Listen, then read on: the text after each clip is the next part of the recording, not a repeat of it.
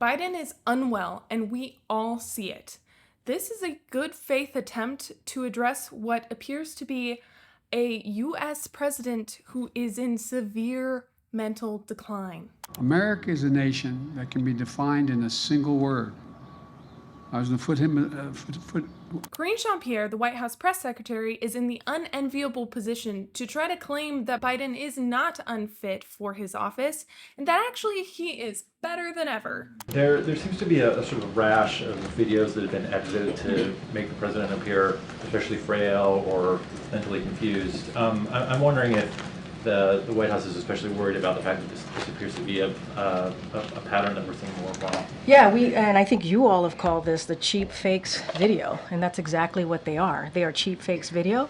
They are done in bad faith, and some of your news organization have been very clear, have stressed that these the right-wing critics of the president have a credibility problem because of the fact checkers have repeatedly caught them pushing misinformation, disinformation, and so we see this, and this is something coming from your part of the world, calling them cheap fakes and misinformation. No, these are not cheap fakes or deep fakes for that matter. But everything we've seen for the last 3 years claims otherwise and will only get worse. The reality is that our president looks a lot like a man suffering from dementia and is not fit for office. And this should concern both sides of the aisle. Now let's look at the stages of dementia, particularly the middle stage of Alzheimer's.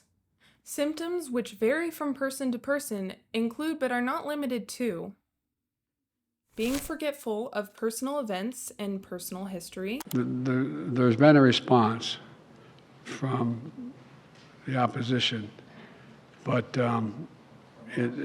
yes, I'm sorry, from Hamas. Being unable to recall information about themselves, like their address or telephone number and the high school or college they attended. Her name is Amelia. She wants to know where my granddaughters are. I did say 5, you're right. So let me see, I got 1 in New York, 2 in Philadelphia. There's a 3. No, 3, because I got 1 granddaughter who is, I don't know. You're confusing me, but they're all around. Experiencing confusion about where they are or what day it is.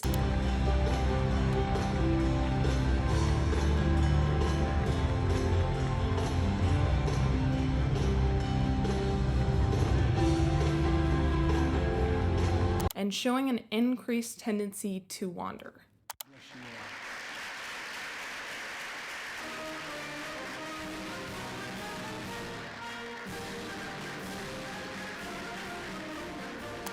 I think that sounds familiar. Is this the man who should represent America on the world stage?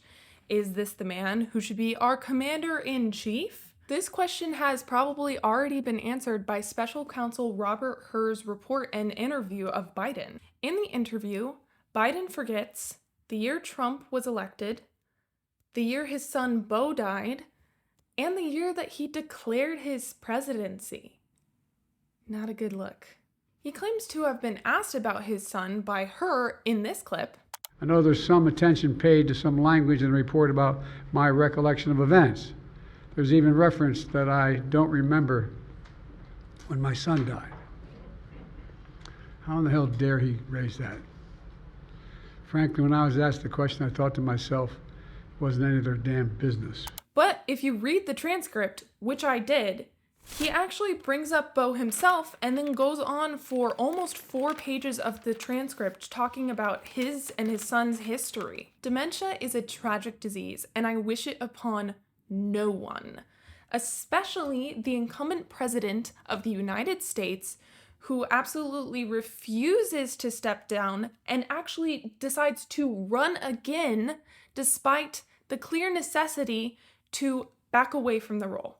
Ronald Reagan was famously diagnosed with Alzheimer's 6 years after his final term. Instead of hiding it, he and his wife Nancy decided to disclose his diagnosis to raise awareness. Reagan had also promised to resign his presidency if he was declared mentally unfit by White House doctors. If only we could have the same promise given to us by our current president, who is currently 81 and running for a second term. Sadly, what this presidency is looking most similar to is that of Woodrow Wilson, or should I say, Woodrow Wilson's wife, Edith.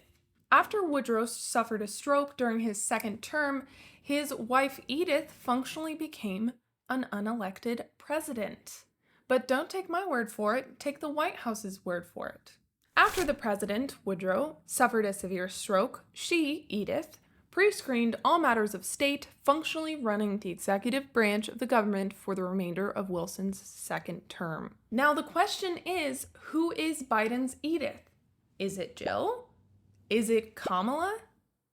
Is it a gaggle of bureaucratic handlers? Either way, none of those people are elected.